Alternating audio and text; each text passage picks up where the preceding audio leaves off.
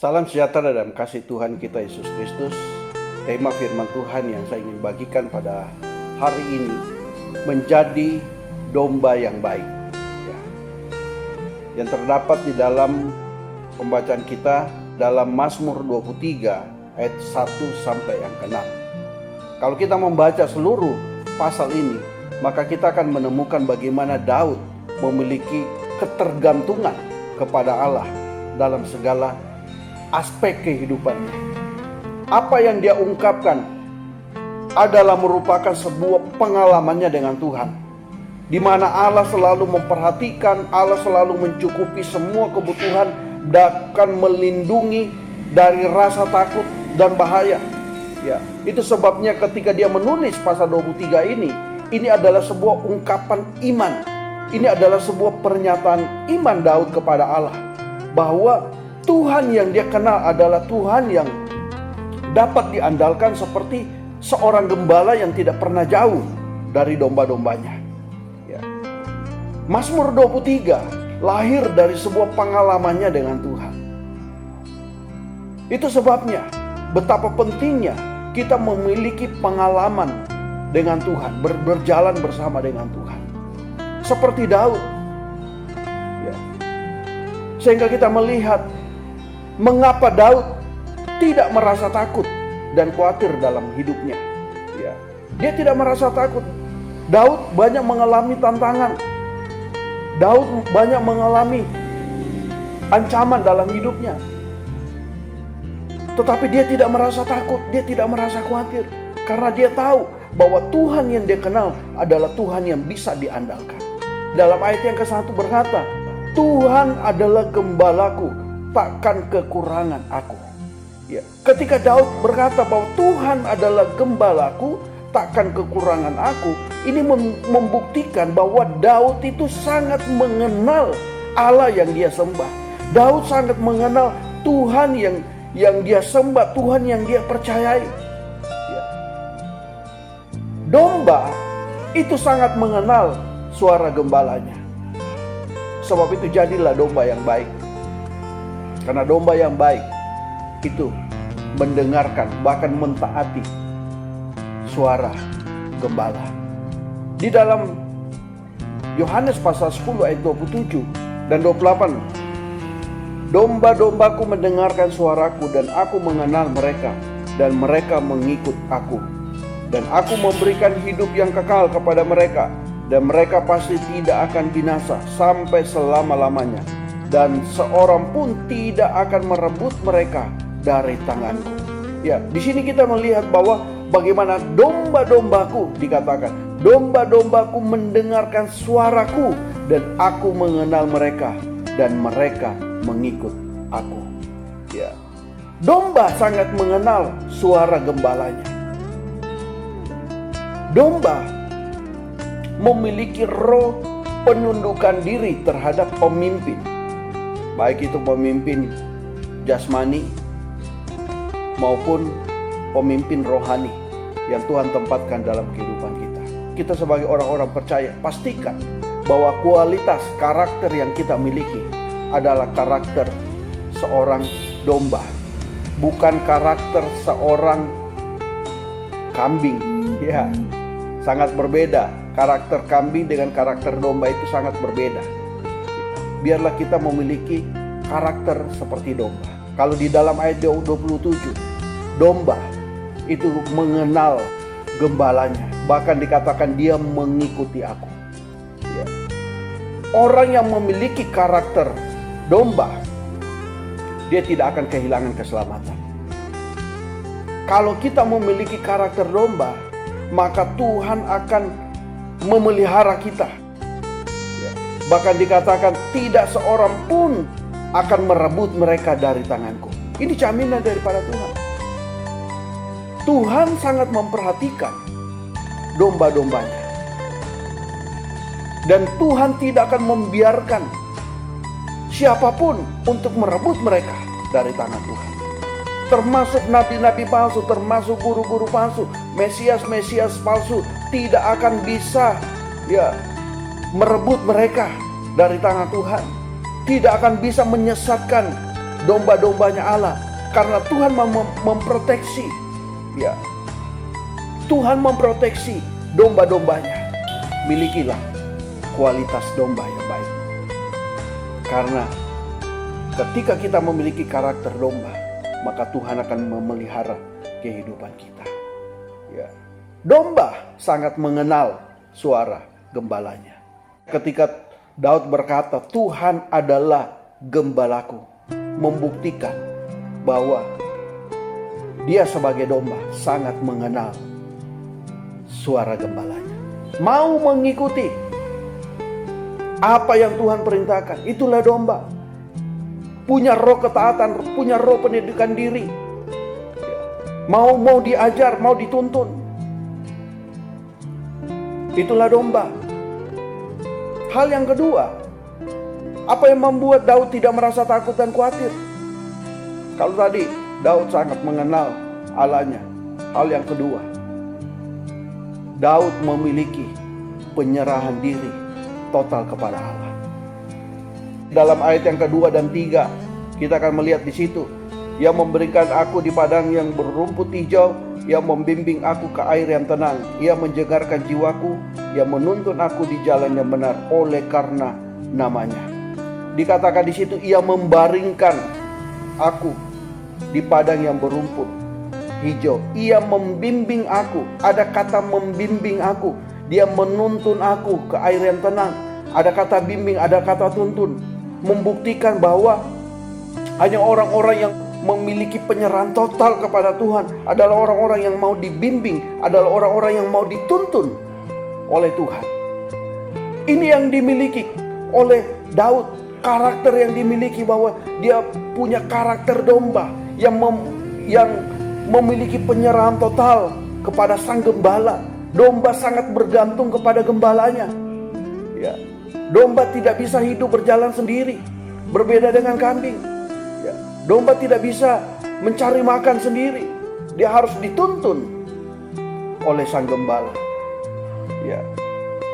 Jadi hal yang kedua yang Tuhan mau dalam kita sebagai domba-dombanya Tuhan, miliki sikap penyerahan diri total kepada Tuhan. Karena hanya orang-orang yang memiliki penyerahan total kepada Tuhan adalah orang-orang yang mau dibimbing, adalah orang-orang yang mau dituntun oleh Tuhan. Ancaman pasti ada, tantangan pasti ada. Itu bisa terjadi kapan saja. Bukan berarti kalau kita berjalan bersama dengan Tuhan, kita tidak menghadapi tantangan, kita tidak menghadapi ancaman. Ancaman bisa datang kapan saja. Tapi kalau kita dekat dengan sang gembala, maka domba itu akan selalu merasa aman. Dia tidak perlu takut, dia tidak perlu khawatir, karena dia tahu hidupnya ada di tangan sang gembala. Tetapi kalau gembala itu tidak ada, domba itu tidak akan merasa tenang. Kita sebagai domba-dombanya Tuhan, mari kita memiliki sikap penyerahan diri total kita kepada Tuhan, sehingga kita menjadi orang-orang yang mau dibimbing, kita menjadi orang-orang yang mau dituntun, mau diajar. Ya. Di akhir-akhir ini, ya, banyak orang tidak merasa tidak butuh gembala. Banyak orang Kristen tidak mau digembalakan. Mereka mau hidup berjalan sendiri. Mereka berpikir bahwa yang penting saya ke gereja, saya dengarkan firman Tuhan, itu sudah cukup. Ini bukan karakter seorang domba. Ya. Ini adalah karakter seorang kambing. Domba itu sangat bergantung kepada gembalanya. Dia selalu mau mencari gembala. Tetapi kambing, dia tidak peduli. Yang penting dia bisa makan, tidak perlu ada gembala. Dia bisa hidup bebas, liar. Tapi domba tidak. Jadi kalau ada di antara Bapak Ibu Saudara saat ini, engkau tidak mau digembalakan, engkau belum digembalakan, hari ini engkau cari pemimpin rohani kamu supaya kamu bisa digembalakan. Karena fungsi seorang gembala bukan hanya memberikan makanan, Fungsi seorang gembala itu berjaga-jaga terhadap jiwa sang domba. Dia bukan hanya memberikan makan, tetapi dia juga berdoa, berjaga-jaga terhadap jiwa domba-domba yang dipercayakan. Itulah fungsi gembala, bukan hanya memberikan makan. Jadi jangan kita berpikir bahwa yang penting saya bisa makan rohani. Apalagi dengan akhir-akhir ini, orang sudah tidak bisa bergereja. Kita bisa memilih siapa saja untuk kita bisa mendengarkan khotbah-khotbah mereka. Yang penting saya beribadah, saya mendengarkan firman Tuhan, sudah cukup. Kita butuh Bapak rohani, kita butuh gembala. Itulah sifat dan karakter seorang domba. Tapi yang bukan domba, dia tidak butuh gembala. Dia tidak butuh pemimpin rohani. Yang penting dia merasa diri, dia sudah ke gereja, dia baca firman, sudah cukup. Jangan kita memiliki karakter seperti itu. Kita harus mau digembalakan, karena itulah sifat daripada domba. Jadi akan nyata nanti pada akhir zaman, Tuhan memisahkan mana domba, mana kambing. Ya, pada akhir zaman Tuhan akan memisahkan gandum dan ilalang. Tuhan akan memisahkan domba dan kambing. Itu akan terlihat mana orang-orang yang memiliki karakter domba dan mana orang-orang yang memiliki karakter kambing. Tuhan akan pisahkan. Apakah saudara memiliki karakter domba atau kambing? Itu nanti akan terlihat pada akhir zaman. Karena domba adalah seorang yang mau digembalakan. Berbeda dengan kambing. Dia bisa hidup sendiri, dia bisa cari makan sendiri. Tapi Tuhan mau Bapak Ibu Saudara sebagai orang percaya memiliki karakter domba. Karena hanya domba adalah orang-orang yang menerima keselamatan daripada Tuhan. Hanya orang yang memiliki karakter domba, itulah orang-orang yang dipelihara oleh Tuhan, dijaga oleh Tuhan. Bahkan dikatakan domba, aku tidak izinkan orang-orang yang merebut mereka dari tanganku. Tuhan akan selalu memelihara jiwanya. Bahkan Tuhan tidak membiarkan domba-dombanya itu disesatkan oleh nabi-nabi palsu, guru-guru palsu. Tuhan selalu menjaga mereka. Itu sebabnya kita harus memiliki karakter domba.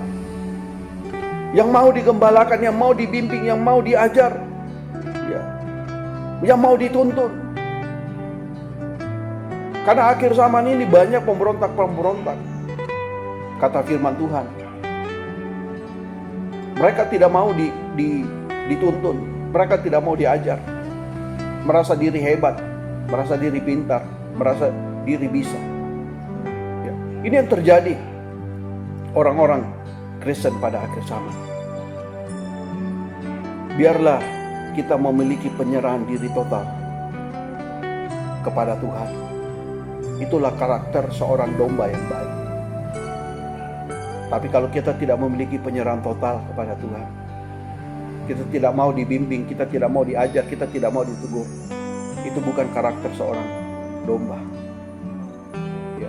Karena hanya domba adalah orang-orang yang masuk di dalam pestanya Tuhan. Domba dipelihara Tuhan. Domba tidak akan disesatkan. Domba yang akan nanti menerima kehidupan yang kekal yang Tuhan janjikan kepada gerejanya. Hal yang ketiga kita melihat di dalam ayat yang keempat dikatakan, sekalipun aku berjalan dalam lembah kekelaman, aku tidak takut bahaya, sebab engkau besertaku, gadamu dan tongkatmu itulah yang menghibur aku. Engkau menyediakan hidangan bagiku di hadapan lawanku, engkau mengurapi kepalaku dengan minyak, pialaku penuh melimpah. Ya, hal yang luar biasa. Ya, kita lihat di sini di dalam ayat yang keempat dan 5. Ada ancaman. Tetapi dikatakan Daud berkata, aku tidak takut bahaya sekalipun aku berjalan dalam lembah kekelaman. Dia tidak merasa takut dengan ancaman yang ada. Mengapa? Karena dia memiliki penyerahan total kepada Allah. Karena dia sangat mengenal Tuhan yang dapat diandalkan. Sehingga dia berkata, aku tidak takut bahaya sekalipun aku berjalan dalam lembah kekelaman. Lembah kekelaman ini adalah bayang-bayang maut. Ada ancaman yang bisa membunuh Daud. Ya, musuh-musuhnya begitu banyak. Tapi Daud selalu merasa aman. Karena dia tahu bahwa ada perlindungan daripada Tuhan. Ada perlindungan daripada Tuhan. Ya. Sehingga dia merasa aman, dia tidak merasa takut. Ya. Bahkan di dalam ayat yang kita baca pun juga kita melihat bagaimana di masa kesukaran pun Tuhan masih tetap memperhatikan dan mencukupkan. Inilah kalau kita menjadikan Tuhan kita menjadi gembala kita, maka kita tidak perlu takut. Mungkin saat ini kita ada di dalam masa-masa kesukaran, tetapi kita nggak usah takut. Engkau tidak perlu takut. Jadikan Tuhan itu menjadi gembala yang baik, dan jadilah menjadi domba yang baik. Engkau harus memiliki penyerahan total kepada Tuhan. Engkau harus mengenal siapa Tuhan yang engkau percayai, siapa Tuhan yang engkau sembah. Ketika engkau mengenal siapa Tuhan, ketika engkau menyerahkan hidupmu kepada Tuhan, maka di masa kesukaran pun Tuhan akan terus memperhatikan domba-dombanya Tuhan. Ya. Inilah ungkapan iman daripada Daud. Dia tidak takut. Di masa kesukaran pun Tuhan bisa memperhatikan dan mencukupkan semua kebutuhan. Ya. Daud berkata, Engkau menyediakan hidangan bagiku di hadapan lawanku. Ya. Dengan lain kata, Daud berkata, Daud bisa makan di meja Tuhan walaupun berada di tengah orang-orang fasik, orang-orang berdosa yang mau mengancam membunuh, tetapi dia masih bisa menikmati meja kemurahan Tuhan. Inilah jaminan Tuhan. Sekalipun ada ancaman kematian, pembunuhan, kelaparan, tetapi orang-orang yang domba-dombanya Tuhan itu tetap dipelihara oleh Tuhan. Ya, dia masih bisa duduk, dikatakan di situ, menyediakan hidangan. Ya, dia bisa masih menikmati berkat-berkat Allah, masih menerima kemurahan Tuhan dinyatakan dalam kehidupan. Ini yang membuat Daud tidak merasa takut dan khawatir dalam hidupnya. Kita lihat lagi di dalam ayat yang kelima, Daud menyinggung mengenai urapan Allah. Ya, dikatakan di situ, Engkau menyediakan hidangan bagiku di hadapan lawanku, Engkau mengurapi kepalaku dengan minyak. Ya, jadi dikatakan di situ, Engkau mengurapi aku dengan minyak. Daud, dengan lain kata, Daud berkata, pentingnya urapan Tuhan itu dicurahkan dalam kehidupan kita. Ketika Tuhan mengurapi Daud, disitulah Tuhan memilih dia. Tuhan memilih Daud bukan karena dia hebat, bisa mengalahkan Goliat. Tuhan memilih Daud bukan karena dia bisa mengalahkan singa, beruang. Tetapi Tuhan memilih Daud karena Daud seorang yang intim selalu dengan Tuhan. Ini yang membuat Tuhan memilih Daud. Tuhan tidak perlu memilih Daud karena karunia-karunia yang dimiliki. Itu karunia-karunia adalah perbuatan-perbuatan Allah. Tuhan tidak perlu bangga dengan apa yang Tuhan berikan kepada Daud, karena dia tahu itu berasal daripada Tuhan. Jadi karunia-karunia yang dimiliki oleh hamba-hamba Tuhan itu bukan jadi suatu jaminan bahwa dia dipilih oleh Tuhan, karena karunia-karunia itu berasal daripada Tuhan. Sehingga itu bukan jadi kriteria bahwa Tuhan memilih ya orang-orang yang berkarunia dipilih Tuhan untuk masuk dalam kerajaan surga. Di dalam Matius pasal 7 kita melihat itu orang-orang berkarunia, tetapi itu tidak menjadi jaminan mereka dipilih oleh Tuhan. Ya. Tetapi orang-orang yang dipilih oleh Tuhan adalah orang-orang yang memiliki kedekatan dengan Tuhan, memiliki keintiman dengan Tuhan. Ya. Kalau hari ini engkau jauh dari Tuhan, bangun kehidupan rohani, Karena hari-hari ini adalah hari-hari yang dimana kedatangan Tuhan tidak lama lagi. Dia akan segera datang. Dan Tuhan akan memisahkan antara kambing dan domba. Itu sebabnya kita miliki karakter seperti domba. Kita dekat dengan Tuhan, membangun rohani kita. Maka Tuhan akan memberkati kehidupan kita. Tuhan akan memelihara kehidupan kita. Ya, bahkan Tuhan melindungi kehidupan kita. Urapan itu lahir dari sebuah keintiman dengan Tuhan. Ketika kita intim dengan Tuhan, ketika hati kita melekat dengan Tuhan, maka pengurapan itu Tuhan curahkan dalam kehidupan kita. Ini yang membuat urapan Tuhan dicurahkan. Ya, Daud diurapi menjadi seorang raja karena Daud memiliki keintiman dengan Tuhan. Bukan karena dia punya karunia ya, yang banyak. Bukan itu menjadi faktor Daud dipilih Tuhan. Daud dipilih Tuhan karena kedekatannya dia dengan Tuhan. Di dalam ayat yang ke-6, Daud menutup ayat ini berkata, kebajikan dan kemurahan belaka akan mengikuti aku seumur hidupku, dan aku akan diam dalam rumah Tuhan sepanjang masa. Ya. Daud sangat memahami, Daud sangat mengerti bahwa kunci kemurahan Tuhan itu terletak pada hubungannya dengan Tuhan. Ya. Dia berkata, dia akan selalu berdiam dalam rumah Tuhan sepanjang masa. Ya, seumur hidupnya. Dia mengambil sebuah komitmen, ungkapan iman bahwa dia tidak akan meninggalkan Tuhan. Dia tidak akan meninggalkan hadirat Tuhan. Ya, karena dia tahu bahwa ini adalah kunci kemurahan Tuhan dinyatakan dalam kehidupan kita. Ya, kunci kemurahan Tuhan. Sehingga dikatakan dia akan berdiam dalam rumah Tuhan sepanjang masa. Ya, seumur hidupnya dia mau bergantung kepada Tuhan. Kalau engkau ingin melihat kemurahan Tuhan dinyatakan, kebajikan Tuhan dinyatakan dalam hidupmu, biarlah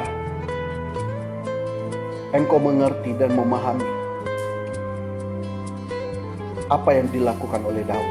Dia tahu bahwa kunci dari kemurahan Allah dinyatakan, yaitu kedekatan kita kepada Tuhan, hubungan intim kita dengan Tuhan. Jadilah orang Kristen yang mengenal Yesus dengan benar, bukan hanya melalui perbuatan-perbuatannya yang ia buat, tetapi kenallah melalui pengalaman saudara dengan Tuhan, keintiman saudara bersama dengan Tuhan. Tuhan memberkati.